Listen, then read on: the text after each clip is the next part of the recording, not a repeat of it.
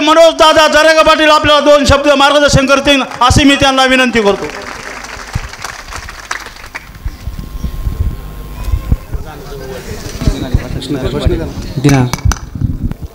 छत्रपती शिवरायास वंदन करून आपल्या बोगावमधील जमलेल्या सगळ्या बांधवांना माझा मानाचा जय शिवराय.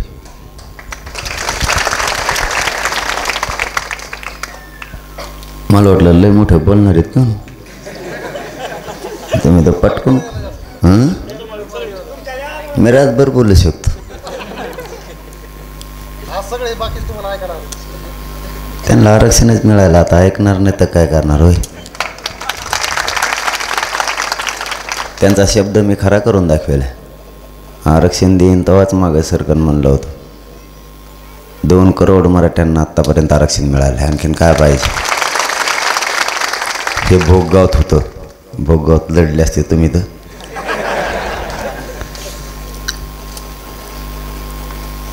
आरक्षणाची लढाई आता अंतिम टप्प्यात. काही मागच्याल त्रास नाही होत. ती बाटल्या फेकून होईत असतात मागून. ती एका जागेवर ठेवून टेक खाली. आमचं दुरण टेक आणून तो कुठं टिकितो. ते सभेला गेलं की मागून खपाखप बाटल्या फेकून आणतात मीडियावाल्या. ते मग माया मागं लागत त्यांना सांगा त्यांना सांग. त्यापेक्षा आपलं पहिल्यांदा धोरणाने केलेलं बरं. आरक्षणाची लढाई आता अंतिम टप्प्यात.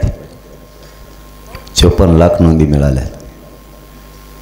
मराठा समाजाच्या लेकराच्या घरात आयुष्याची आता भाकर गेले. या अगोदर मी तुम्हाला सांगायचो त्यावेळेस तुम्हाला काय वाटत होतं मला नाही माहीत. परंतु मी शब्द द्यायचो तुम्ही फक्त एकजूट व्हा. आपल्या गोरगरीब मराठ्यांच्या पोराला आरक्षण दिल्याशिवाय आपण हटणार नाहीत हे शब्द असायचा माझा तुम्हाला. आणि आपण तो आज खरा करून दाखवला. आता जास्त काय बोलणार नाही बरं का. मी लईच गळालोय राव. मला गोडीनं गाडीची खाली उतरलं होरगडं घेतलं मला. हो ना. एक तर एकाने महाबूब पायाचा कार्यक्रमच केला. हो ना. त्याच्यात मी तुमच्या भराशावर उतरलो आणि तुम्ही लय होरगडं मला. कोणी बुटडं होरगडी ते माझ्या पायात तर काय तुम्ही बळत चला तिथं राहिलो. पण असं उतरायला लागल्यासारखं सनाट आणलं मला इकडे. ते काल एक आलं कोणाचं होतं कोणाला माहीत. त्यांनी टाकलेली होती का गाणं याची येडपट सगळं. त्याच्या पायात अशी टप्पू चप्पल होती. ते काना माझ्याकडे फोटो काढायला आलं. त्याचा असं जोरात पाय लागला की मग अर्ध नखच उडवलं. ते इतकं टप्पू होतं त्याला मी लय लोटीलं पण ते मला हल्लत नाही. तसं केलं तुम्ही मला आत्ता. म्हणजे उतरा आम्हाला गावात येडा घालायचा. मी उतरलं बऱ्याचशावर म्हणलंय माझ्या अंगावर नाही येऊन द्यायची कोणाला. हेच मला लुटू लागले. जे साखळी धरायला होती तेच. बाकीचे तर लांबच राहिले. आता जवळ आली आरक्षणाची विजयाची लढाई. आता मुंबईवर जाऊन थांबलं हो गाडा. म्हणलं होतं एकदा काय करू आपण इथंच एक फाईट खेळून बघू मग मुंबईचं ठरवू. दमच नाही मराठीच्या पोट्ट्या यायला. नाही म्हणलं मुंबई म्हणा. म्हणलं मग मी काय झालं मुंबई चला. आता असा डोक्याला खुराक झालाय. मंत्र्याचे मला फोन येते आणि ते म्हणतात होय तुम्ही म्हशीवर निघाले का. कोण मसाडी घेऊन निघालंय कोणाला माहीत. काही मेळं लागाना थाळं लागाना. कोणतरी मसाडीवर निघाले 7-8 जण. 7-8 म्हशीन त्या दाखवल्यात. ते मंत्री करतात मला फोन इकडं म्हशी कुठं ठेवायच्या. म्हणलं मला ना माहीत बाबा त्याला जाऊन विचार कुठं ठेवायच्या आणि काय करायचं. ते मराठीचे पोट्टे लय काला का बसावं तर नीट बसावं. त्या मसाडीवर उलटे बसले. एकाने इकडं टांगड्या सोडत आणि एकाने इकडं सोडल्या. ते म्हणतंय मसाडीवर इतके लोक कसं काय बसतात. म्हणलं मला काय माहीत कसे बसतात तू त्यांना जाऊन विचार ना. त्या साक्षात पिंपरीला गेलो आता 2-4 दिवसापूर्वी. तिथं 20-21 हजार लोक होते मराठीचे. त्यातले काही लोक मला म्हणले आम्ही बैलगाड्याच घेणार आहे. म्हणलं तुमच्या पाय पडतो आपण बैलगाड्या घेऊ नका तुम्ही. इथून तिथून जाऊस तर काही नाही पण मुंबईत काय दगड खाऊ घालावं त्यांना बायलाला. पण ते काय ऐका ना ते लय नमुने आहेत. ते म्हणले मंत्र्याच्या दारालाच नेऊन बांधतात बैल सगळे. मी सांगितलं होतं सरकारला तुम्ही मराठ्याच्या नादी नका लागू. आरक्षण मराठ्यांना हक्काचं आहे, ते मिळतं ते देऊन टाका. पण त्यांनी नाही दिलं, अर्धवट दिलं. ज्यांच्या नोंदी सापडल्यात त्यांना. आता आपला विषय राहिला सरसकटचा. त्याच्यासाठी आपली लढाई सुरू आहे. जेव्हा आता हे मुंबईचं ऐकायला मिळाले तेव्हापासून त्यांना काही सुचाना, मला काही सुचाना. नोंद भेटली काय तुम्हाला? मग इतकं तुट्ट कम बसले.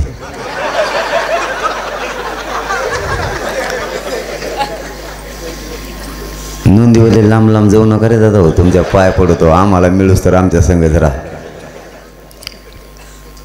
मला तर असा धाक पडाय मुंबईचा.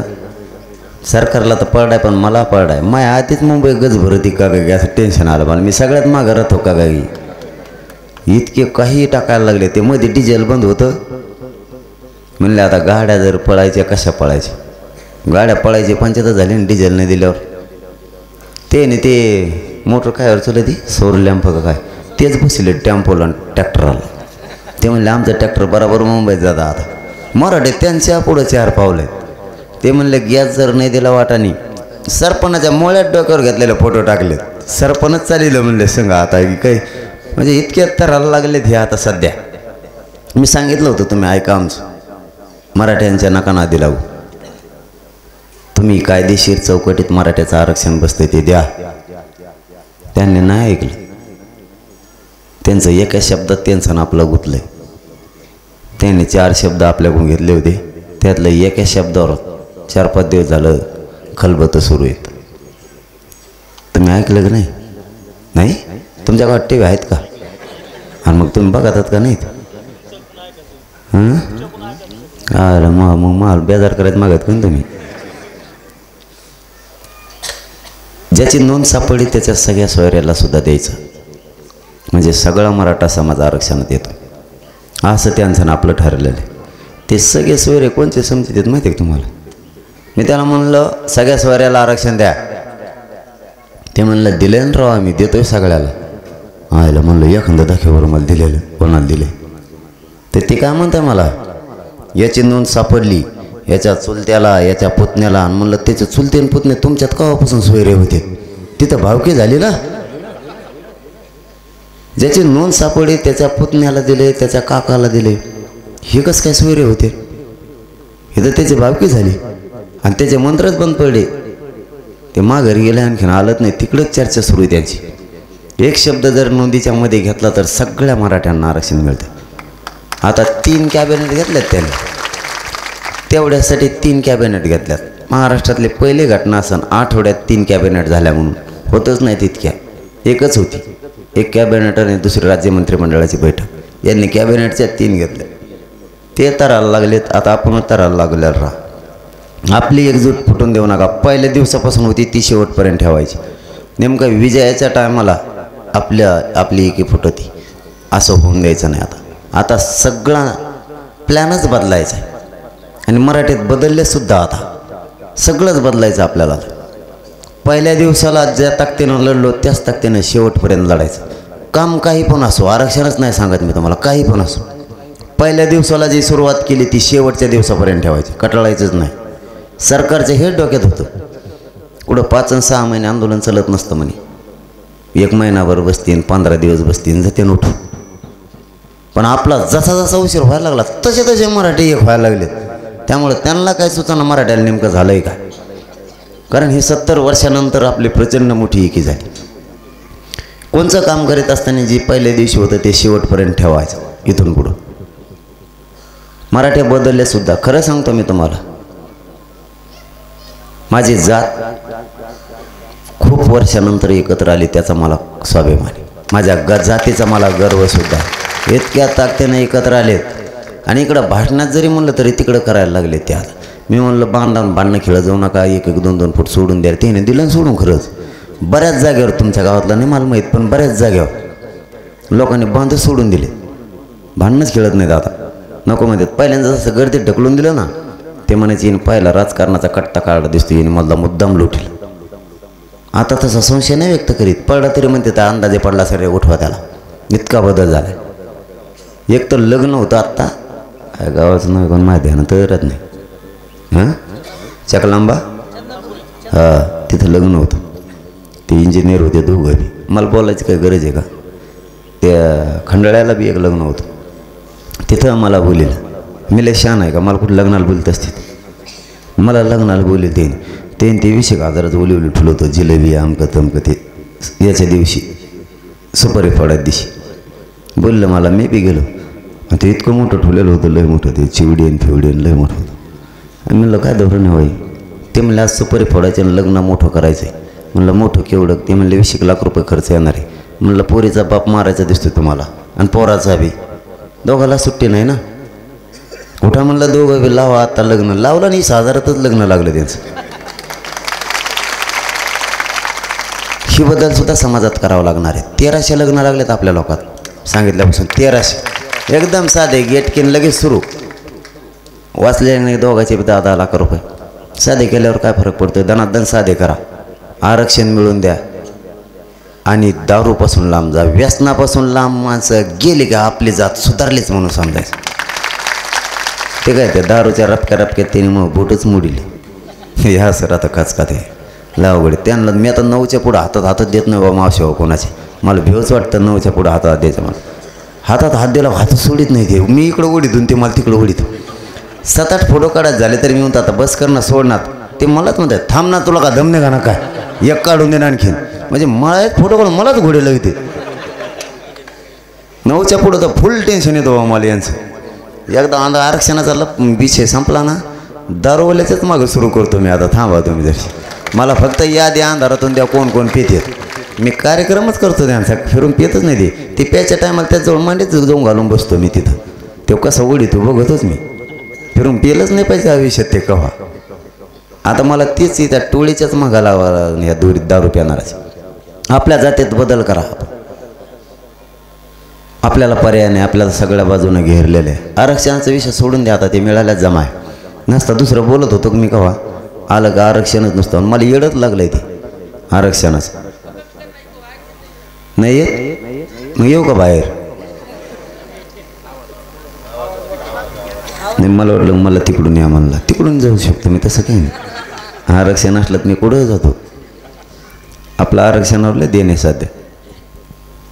तुम्हाला विनंती करून सांगतो, आपली एकजूट अशीच राहू द्या. आरक्षण मिळालं आता मुंबई ठरवली मराठा समाजानं. आता मुंबईला जायचं. भोगगावतून प्रचंड संख्येनं तिकडं चला. आता घरी नका थांबा. ही शेवटची आरपारची लढाई आहे. आता ही आज जाणार, आरक्षणच घेऊन येणार. त्याशिवाय मोकळ्या माघारी येत नाहीत आता आम्ही. कारण तुम्हाला ज्यावेळेस मी शब्द देतो त्यावेळेस मी पाळलेला आहे. कारण मी माझं जीवनच या समाजाला अर्पण केलेलं आहे. त्याच्यामुळे मी तुमच्या मायबाप समाजाला मानले, तुम्हाला खोटं नाही बोलणार. एकदा ठरवलं मग मी मागा नाही सरकत. एकदा ठरवलं मी मराय फिरायला भेट नसतो. कारण आजकालचं लय अवघड आहे. पण मी ते आजकालसारखं वागत नाही. मुंबईला ताकदीनं चला. तुम्ही घरी झोपताना तर तुमच्या पोराचं वाटलं तुम्हीच केलं. आरक्षण मिळालं कमवून नाही, फिरून विचारायचं नाही. मग सगळ्यांनी सावध व्हा. आता एकदम 10-20% लढाई आली. आरक्षणासाठी सरकार रात्रंदिवस काम करतं आहे. आपण जर चांगली ताकद दाखविली ना, आरक्षणच मिळालं म्हणून समजा. मी तर माझ्या जीवाची कदर करतच नाही ना. मग तुम्हाला अडचण काय? 3-4 टाईम खायचं आहे तुम्हाला आणि तुम्ही खातं बी शिकत लय खातात. मी खातं नाही. मी सकाळी खाल्लं संध्याकाळी खात नाही. माझ्या अंतरात नाही खाल्लं. मी रात्रंदिवस फिरतोय, रात्रंदिवस. आजची तर 4:30ला सभा झाली हो पाठ रात्रीची. तरी म्हणलं 1-2 गाव असल्यात बघा. मी सूर्या तरी उगून पटकून. कारण झोप आहे ना तेवढं राहिलेलं 1.5 घंट्यात. फोटो काढणारानेच 1 घंटा घातला आमचा. मी दटूनच रग घेऊन अंगावर पडलो. म्हणलं यायचं नाही, तीन रग ओढून फोटो काढावं. खरंच ना, लय अवघड प्रोग्राम झाला आहे. त्यापेक्षा काही महत्त्वाचं आहे का? कर सुरू. मग मराठ्यांचे वेळ मी रात्रंदिवस याच्यासाठी द्यायला लागलो की गरिबाचे पोरं आपले मोठे झाले पाहिजे. माझ्या पायाला इतकं लागलं ते, म्हणजे माझ्यासाठी लई झालं ते. तुमच्यासाठी कमी असेल ते. एक तर माझ्यात काही राहिलंच नाही. माझ्यासाठी ते लागलेलंच खूप झालं. मला तेवढं सहन होत नाही. तरीही मी पाठसुद्धा रात दिवस एक करून मराठा समाजाचा जागा करतो. पाठ कोण येत असतं माहिती आहे का तुम्हाला? पाठ रातची 12 वाजता 11 वाजता दिवसभर. राजकारणी त्याचा स्वार्थ असतो. ते रातची कड्या वाजित आपल्या. माझा काही स्वार्थ नाही तुमच्या दारात रात्रंदिवस फिरायचा. माझा एकच हट्ट आणि स्वार्थ आहे की माझ्या गोरगरिबांच्या पोरं मोठाले करून त्यांना अधिकारी बनवायचं आणि आरक्षणच द्यायचं, एवढाच हट्ट आहे. याच्यासाठी मी रात्रंदिवस फिरतो. नसता पाठ फिरायला माझा काही स्वार्थ नाही ना. मी दिवसभरच फिरू शकतो, रात्रीच्याला काही अडचण नाही. मला बंधन नाही घातलं कोणी की तुम्ही रात्रंदिवस फिरा म्हणून. मी माझ्या मनानंच मराठा समाजाच्या दारापर्यंत जातो. कारण या गोरगरीब मराठ्यांच्या लेकराचं आता नाही वाटलं होऊ द्यायचं म्हणून रातपाट एक करून 123 गावाला तर भेटी दिल्याच दिल्या, पण पुरा महाराष्ट्र पिंजून काढलाय. कानाना कोपरा महाराष्ट्राचा पिंजून काढला. आणि एकही सभा अशी नाही आपली की सभेला 2 आणि 3 लाख महिला नाही. कोणची सभा शोधून बघा तुम्ही, 2 आणि 3 लाख महिला आहेत. कारण इतक्या संख्येनं महिला कवाच बाहेर पडत नव्हत्या, कवाच. इतक्या महिला. लाईट आली काय तर लाईटीचा टाईम येऊ. महिला कधीच बाहेर पडत नव्हत्या, पण महिलांनी आरक्षण समजून घेतलं म्हणून सोयीला लागलं. मला जर आधी माहीत असतं यांना एक करायचे खटके तुमच्याजवळ आहेत तर मी आधी तुमच्याकडे आलो असतो, यांच्याकडे गेलोच नसतो. यांना त्रास दिला आहे मला आधी एक करताना. मी एका गल्लीतून आले की तिसऱ्याच गल्लीत पडायची. बळज बळज बळज दाबून धरून मी कसं तरी ते ठेप्याला बसला गाडा. एक दिवस तर आम्ही तिघच होतो इथं त्या कोपऱ्याला. मला झाली गाव करायचं बैठक. काय करता मग आता? हळूहळू मागा लागून माझा काय स्वार्थ नव्हता माशा. मी यांच्या पाठीशी याच्यासाठी लागत होतो की मला माहीत होतं ही लढाई गोदापट्टा आणि महाराष्ट्रातला मराठा समाज 100% जिंकन म्हणून माझा हट्ट होता. मी जर नाराज झालो असतो ना, जाऊ दे एक होत नाही, जाऊ दे तिकडं आपल्याला काही गरज नाही, तर आज ही मराठ्यांनी विजयाचा लेकरांनी दिवस नसता बघेल. म्हणून मी नाराजच नाही झालो. 13 वर्षापासून लगातार मी हे लावून धरलेलं आहे. मला तर काही इतक्या गप्पा हाणायची. आजचं सांगतोच तुम्हाला. आता कवा सांगितलंच नव्हतं मी, मला दमत नाही का ना आता. जाऊन दे आता, कारण कवा येणं होतं आणि कवा नाही, त्याच्यामुळं आज सांगूनच टाकतो. मी नाव नाही सांगणार हा. मी एकदा फोन केला एक जणाला. मी म्हणलं भाऊ बैठकी तुला बैठकी द्यावं लागेल. गाव आमच्या तिकडे, तुमच्या तिकडे नाही. तुम्ही हसू नका, तुम्हाला वाटतं तुमची दरला मिळेल काय. आमच्या तिकडेच, पण नाव सांगितलं की तुम्ही ते नाव ओळखतात म्हणून सांगा ना. त्याला फोन लावला आणि त्याला म्हणलं भाऊ बैठक केली. ते म्हणलं माय काही येणं होणार नाही बा पाटील, माझी मोटर चोरीली गेली. म्हटलं जाऊ दे आता, मोटर चोरीली गेली म्हणल्यावर काही शेवटी शेतकऱ्याचं नुकसान झालं आहे. 1-2 घंट्याने त्या चुलत्याला फोन केला मी. म्हणलं ते अमुक कम नाही आला आणि त्याची मोटर चोरी गेले, सापडली का? ते म्हणला मोटर? मी त्याचा चुलता आहे म्हणे, मला बी त्याला बी 3 पिढ्यापासून वावरच नाही म्हणे. याची मोटर कसं काय चोरीला गेली बा म्हणला. मग तर डोक्यातूनच कामातूनच गेलो बा मी.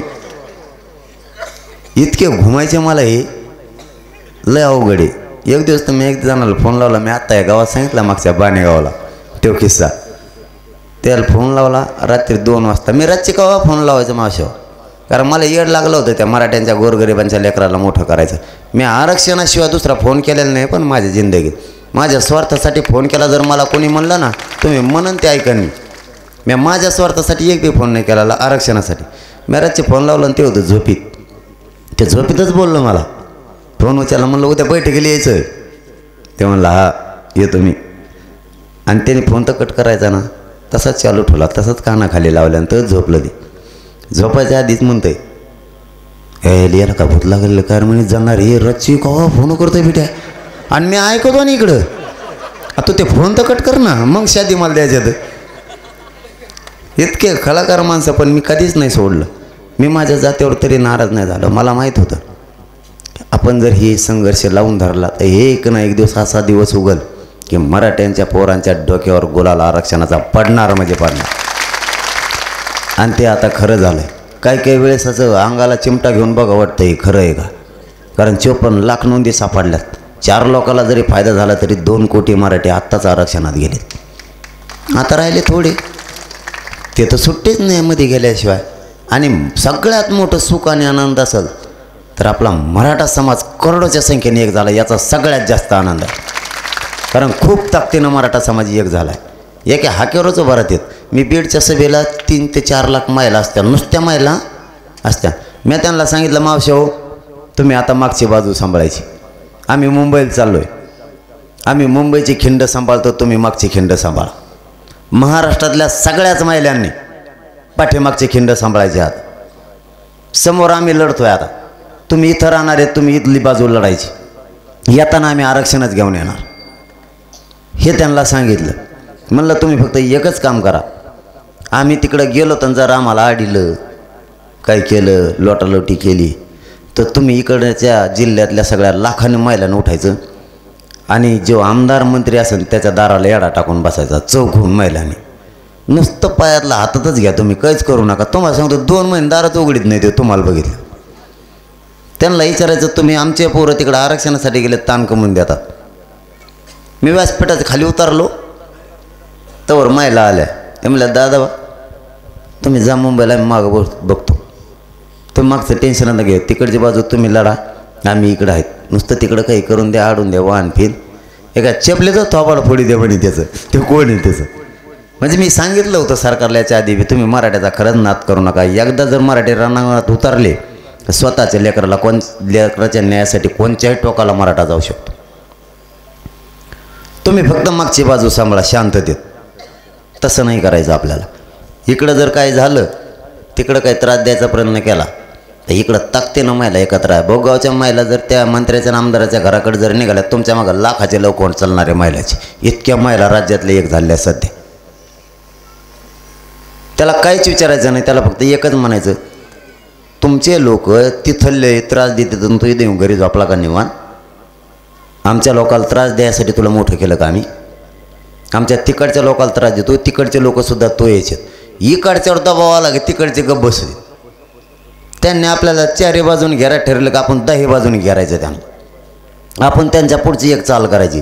जसं की आत्ता हे डिझेलचं त्याचं केलं तसं मराठीचं पोरांनी कसं केलं, काहीला म्हणले ट्रॅक्टर नेऊन द्यायचं नाही, ते म्हणले मसडीच घेऊन जायचं। मग किती ठेप्याला आले, आता त्यांनी नोटीस द्यायचंच बंद केलं तेव्हापासून। ते म्हणले हे खरंच मसडी जनावर घेऊन जर निघाले तर, आणि खरंच आपण जर ते जनावराचे कळप इकडं चारूच तर वाटाने चारीत नेलेत नाही जमायचं का तिकडं? आपण काही करू शकतो ना, सांभाळायचेत ना जनावरं, बाकीचं काही आहे का? आपल्या प्रत्येक घरातल्या एका माणसाकडे एक काम आहे, तो शेताकडे बघायचं, तो जनावरं सांभाळायचं, आपल्याच जनावरं सांभाळायचं काम आहे आपल्याकडे। जाऊन द्या तिकडं रस्त्याने चरीत मुंबई पोच जाऊ सगळं, जाऊन द्या। असं कळपत तिकडे गेले पाहिजेत, कोंडून टाकू द्या मंत्र्याच्या दारात, तिथं चटगवत आणि देव कुडून बी। मराठ्यांच्या नादी नका लागू, आम्हाला आमचं हक्काचं आरक्षण पाहिजे। आता तुम्ही 20 जानेवारीची तयारी करा, केली का? हा म्हणताना मागून यायचं ना, मला ठिशी नंबर का एकट्याला तिकडं, मी जायचो तिकडं तुम्ही राहायचं इकडं असं कुठे। त्यांना मला मग तिकडे एकट्याला बघितल्यावर ते मग त्यांना लय दिसतो कचाट्यात सापडा, आता लय बेजार गेलेलं आहे। असं काही करू नका बरं का, मी तुमच्या भराश्यावर आहे, कारण मी काय तुमच्याच भराश्यावर लढतोय।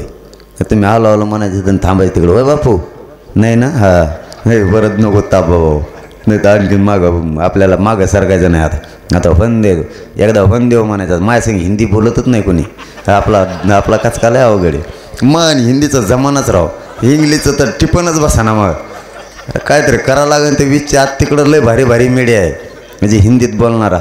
मला चांगली हिंदी बोलता आले पाहिजे, तसे हल्लीत त्याला मिळणं लागायचा।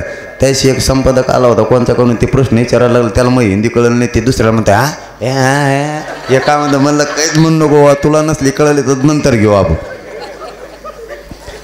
ते मला शिका लागेल तेवढी शिका तुम्ही काहीतरी करू, नाही तर तिकडे गेल्यावर लयच हुंबल होईल बा। मला तसा लोड यायला लागला, तिकडचे लय टॉप हिंदी इंग्लिश बोलणारे। इंग्लिशचा तर आपल्याकडे येऊ शकत नाही, कारण इंग्लिश तुम्ही किती प्रयत्न केला आपल्याला नाही येऊ शकत, कारण तिचं आपलं पहिल्यापासून टिपून बसलं नाही, आता केव्हा बसायचं टाईम आला। हिंदीचं जमन हळूहळू सुरू, ते काय करतात बघा, मला हिंदी येते, तुम्हाला खरं सांगू तुम्ही, मला खोटं बोलता येत नाही। दम्मानी बोललं तर मला हिंदी येते, मग मी दम्मानी बरोबर सांगतो, पण ते काय करतात, ते मध्येच ते याडपटाचा प्रश्न विचारतात, मग मी होतो वायबर, आणि मग ते मै जाते हिंदी निघून, मग काचा बोलायला चालू करतो, ते असा गोंधळ होतोय। त्यांनी मला दम्मानी विचारावं, मी दम्मानी शब्द जर वापरले मी ध्यानात आणून बरोबर बोलतो, पण ते काय करते, ते मध्येच त्याचा प्रश्न विचारते, त्याचा प्रश्न विचारला मग असं कार्यक्रमच सगळा उलटा सुलटा होऊन जातो, कारण त्याचा मला जमत नाही, कारण त्यांनी केलं मराठीचं वाटोळ। त्याचा प्रश्न विचारला का मग ते स्पीडने बोलायला गेलं ना, मग ते कुंकड जाते, मग हे माया क्लिपा मलाच दाखवते, असं होतं। ते येवल्याचं येडपट आपल्याच क्लिपा वाचितं, ते सभेत उभा राहतं वाचितं, काय को गायन काय को आहे असं वाचून दाखवतं, आणि तेच हसतं, मग कशाला वाचून दाखवतो? तरी त्याचा त्याचा लई कार्यक्रम केला आहे. ते गप बसत नव्हतं. त्यांना सांगितलं होतं तुम्ही मराठ्याच्या नादी लागू नका. तो ह्या आरक्षणाला आमच्याकडून धक्का नाही लागत, तू तुझं खाय, आमचं आम्हाला खाऊ दे. पण त्याला दमच निघत नाही. आबळ आलं त्याला कसं करणार. आता सध्या आबळ नाही तर 2-4 दिवस झालं काही बोलतोय की तो नाही. ते आबळ आलं की त्याचा कार्यक्रम बिघडतोय बघा. आता काहीच म्हणत नाही तो सध्या. त्यांना लय बाऱ्या सांगितलं आम्ही की तो बोलू नको. आता पिशीच घेऊन हिंडत आहे बाजाराची पिशी आणि त्याच्यात कागद आहेत. कोणत्या संपादकाकडे जातो चॅनलच्या, त्यांना म्हणतो तुमच्यात हिंमत असले दाखवा वाचू. त्यांना म्हणतो तोच वाचव ना. त्या काय साध्या शेत का काय ते म्हणतो मराठ्याने लय शा दिल्यात मला. काय मराठीचा वाटा गेला. हे पोट्टे काले शान आहे का. हे रानात बसत देतात कुठून शा सापडून आणते. इतकी खौटशी देतात 2 दिवस जेवत जात नाही बाबा माणसाला. कुठं शिकले तर कुठं लिंबा झाडाखाली बसल्या शोधून आणते जायचे टप्पून टाकतात. ते वाचत नाही. ते म्हणतो लोकांना म्हणतो वाचा बरं. हे मला किती बेजार केला. मग काय आला बोलवतो रे मध्ये. तू बोलत नको ना. यांच्या नादी लागतो कायला बोलतो मराठ्याच्या विरोधात. हे कुठून काय सापडून आणतात भरोसा नाही ना. आता मुंबईला गेल्यावर काही म्हणते ती इमानच बघायचं. आता काय पंख्यावर बसतो का गाऊन गेल्यावर काय करतोय कोणाला. आपल्या फक्त एकच बोली त्यांच्याकडे, भाकरी तुकडा पाणी काही देऊ नको. फक्त एकच व्यवस्था करायची बोली सरकारकडे, तेवढी एकच कर. मला मध्ये फोन आला एका मंत्र्याचा. तेव्हा म्हणला तुम्ही मुंबईला जायचे मुक्काम डोंगरावर कोण टाकले. म्हणलं तू आम्ही गेल्यावर मागून बघ मग तुला कळून कशाला टाकले डोंगरावर मुक्काम. आता त्यांचं म्हणणं होतं वारीस असल्यावर गावात मुक्काम असते. म्हणलं बरोबर आहे. पण हे जर पोट्टे गावात मुक्कामाला ठुले तर भितड नीट राहतील का. मग त्या गावाला काय 6 महिने मारता काय असंच. त्याच्यामुळं डोंगरावर ठुलेत म्हणलं आम्ही. ते म्हणला म्हणजे मला काहीच कळाना. म्हणलं मग तू हीच एखादीशी म्हणजे नसलो कळत. कारण त्यांना एक तर माझी भाषाच कळत नाही. मी तरी काय करू त्याला. आणि मी काय समजून सांगायला मी बी सांगत नसतो. मग मी बी काय लय शहाणा आहे का. तुम्ही आम्हाला आत्ताबोत काही कळून दिलं नाहीत, आम्ही तुम्हाला काही कळून देत नाहीत. आपल्या इथून तिथून मुक्कामं सगळे डोंगरावर आहेत. सगळेचे सगळे जे मुक्कामा पडते 4 टेमा फिरत आहेत आपल्या सारख्या. कुठं डोंगर आहेत किती आहे. आपल्याला 500-1000 एकर असंच पाहिजे. आणि तेच बघणं काम चालू आहे सध्या. उद्या पोत आपला रूट फायनल होणार आहे. मार्ग फायनल आहे पण टप्पे कुठं पडलेत आणखीन मुक्काम कुठं आहे म्हणून. हे डोंगरावर आहे. मग ते म्हणते डोंगरावर कोण. म्हणलं मग तुम्हाला तिथं आल्यावर कळण डोंगरावर काय ते. त्यांना त्यांची जरी व्यवस्था केली नाही तरी म्हणले ते महानगरपालिकेले 4000 बाथरूममध्ये दिले. म्हणले तुम्हाला जसं का लय दिले. म्हणलं इथं 2 कोटी येणार आहे त्यांनी 4000 देऊन का करतो. आणि त्याच्यात जर आमचे पोट्याले शान आहे का त्यात एखादं गेलं 2-4 घंटे बाहेर नाही राहत बाकीच्यानं काय करायचं रे. आणि ते परत म्हणतात मंत्री कोणत्या गादीवर झोपत आहे आम्हाला बघायची ती. तशा कचाट्यात जर त्याचा गादी सापडी तर मग त्यामुळे त्यांना लोड आला आहे काय करते ना काय नाही. हे इमानच बघायचं म्हणते हिरो हिरोईनचे बंगले कुठे. हे दिवसभरात माझ्या संग राहणार आहेत. हे रच्चे कुंकड हिंडते मुंबईत यांचा भरासाच नाही भाऊ. हे सगळे बघून काही जण तर गिरगाव चौपाटी मोजून आलेत भाऊ. शपथ सांगतो त्यांनी मला आराखडाच सांगितला इकडून इकडं असं असतंय. म्हणलं तुम्ही गेलते का वा. म्हणजे सगळे बघून यायला लागलेत. कोंकड बिस्किटच्या कंपन्या आहेत. कोंकड ते शेअर मार्केटचा बैल आहे. तो नाही का ती बैल पळाल्यावर नाही दिसतो असा कसला बघून. हे सगळं बघून आलेत. हे रातभर बघणारच आहेत टाईमपास. मग हे कुठं मुंबईत काय काय करते त्याला आम्ही जबाबदार आहेत का नाही. जिथं जागा मिळेल तिथं त्यांना इथं सोयी करा. कारण ते काय नैसर्गिक आहे. ते काय जावं का 2 महिन्यानं माघारी यावं आल्यावर मग हे करायचं. तुम्ही तेवढीच सोयी करा. आणि ते फुल टेन्शनमध्ये आलेत. त्यामुळे हे पोरं बी काही लिहायला लागलेत. मग शहरात चाललो कुठं जनावरं घेऊन चाललो बैलगाड्या घेऊन चाललो सरपण घेऊन चाललो. ते फुल लोडमध्ये यायला लागले. तुम्हाला सांगतो ही लढाई आता अंतिम टप्प्यात. तुम्ही मागची बाजू सांभाळा येईल. आम्ही तिकडची खिंड लढतो. आपल्याला आयुष्याचं एकदा पोराला द्यायचं. राजकारण करू नका. राजकारण नंतर करा. सध्या पोराला एकदा आरक्षण आयुष्याचं दिलं की तुमचं काम संपलं. तुम्हाला जे राजकारण करायचं ते करा पण आत्ता नाही. यांना कामाला लावा तुम्ही. आता तुम्हाला मागं एकदा सांगितलं होतं तुम्ही तेव्हा यांना कामाला लावलं नव्हतं. आता तरी लावा यांना कामाला. मला लय उशिरा माहीत झालं यांचे खटके तुमच्या हातात येत म्हणून. नाही तर मी खरंच तुमच्याकडेच आधी आलो असतो. हे सगळे एक झालेत. आता त्या टायमाला एक झाले असते तर मागंच आरक्षण मिळालं असतं. आता तुमच्याकडे 2 कामं आहेत. यांना रोज गावोगावी जागृती करायला लावा. शेकडो गावं तुम्हीसुद्धा पिंजून काढा. घराघरात जा, मराठ्यांच्या रोडने नका जाऊ. आपण म्हणतात गावं पिंजून काढा, हे नुसते गल्लीने येडा घालून येते. ते मध्ये गावात कोणीच नव्हतं. अरे ते घरात झोपलेलं आहे ना, त्याला बाहेर ओढेव. बेगर कामाचं घरात झोपत येत, लिंबाखाली झोपत येते, यांना शेतात जाऊ गाठा आता. सगळ्या सांगा मुंबईकडे चाला, एवढी संधी आरक्षण घेण्याची. लेकरं मोठे झाले पाहिजेत. आता लेकरांचे मुडदे पडता कामा नाही आरक्षणासाठी, कारण हे अंतिम टप्प्यात आले. गावाचे गावं तुम्ही जागे करा, घरोघरी जाऊन लोकांना सांगा मुंबईकडे चला म्हणून. आणि माता मावल्यावर आपल्या बोगगावमधलं मराठ्यांचं एकही घर 20 तारखेला सकाळी 8 वाजता उघडं नाही पाहिजे. सगळ्यांनी घराला कुलपं लावायच्या नंतरवाले लिहायचं. कारण 123 गावातल्या लाखानं महिला हे मुंबईला जाणाऱ्यांना वाटा लावायला येणार आहेत. कारण त्याच्यातसुद्धा खूप ताकद असते. तुम्ही जर लाखानं महिला एक वाढल्या तर जाणाऱ्यांना वाटतं माझा मायबाप समाज माझ्या पाठीशी, माझ्या पाठीवर हात फिरायला कोणीतरी आहे, तो पुढं लढायला भेट नाही. त्यामुळं तुम्ही फक्त वाटा लावायला यायचं आहे. आंतरवालीपासून गेवराईपर्यंत तुम्हाला पायी चालायचं. तुमचा उपवाससुद्धा घडू शकतो, त्याशिवाय तुम्हाला भाकर नाही मिळणार. काय होईल वाटल्यास येताना तुम्हाला डबे आणायचे तुमच्या आणा, जिथं जेवता येईल तिथं जेवा. पण तुम्ही आंतरवालीपासून गेवराईपर्यंत पायी चालायचं, वाटा लावायला. तिथून तुम्ही वापस या, तुम्हाला यायचं आहे. पण सगळ्यांनी 20 तारखेला 8 वाजता अंतरवलीत यायचं म्हणजे यायचं. पुऱ्या गावानं आपल्या एका नाही थांबायचं नाही. तुम्ही एक दिवस एक आल्यामुळं वाटा लावायला मराठा समाजाचं कल्याण होणार आहे. आणि तुमच्यामुळं जर मराठ्याचं कल्याण होणार असलं तर तुम्ही 100% एक दिवस सगळे कामं बुडून अंतरवालेले आहे. कारण सरकारवर एवढा दबाव जाणार आहे तो. हे मराठ्यांचे पोरं मुंबईला निघाले, वाटं लावायला जरी इतके आले तर हे मुंबईला आल्यावर काय करते, इतका धाक त्यांना भरला पाहिजे. त्यांना 2 धाक भरले पाहिजेत. वाटं लावायला इतके आलेत, मुंबईला इतके निघालेत, माघारी गेलेले हे सुद्धा मागं आंदोलन करणार आहेत. म्हणजे तिकडचे आलेले सोपे नाहीत आणि माघार आलेले सोपे नाही. ही एक संदेश सरकारकडे गेला पाहिजे. म्हणून आपल्या ज्या मिळेल त्या वाहनानं तुम्हाला जे करता येईल ते करा. पण सगळ्यांनी 20 जानेवारीला 8 वाजता सकाळी अंतरवली यायचं. कारण आम्ही 9ला निघालो. जाणारे पोरं तुमचे लेकरं समजा, कारण ते तुमच्या मराठ्यांच्या लेकरासाठी घराच्या बाहेर पडले. तिथून 500-600 किलोमीटरवरती चालले. ते आरक्षणाची लढायला चालले.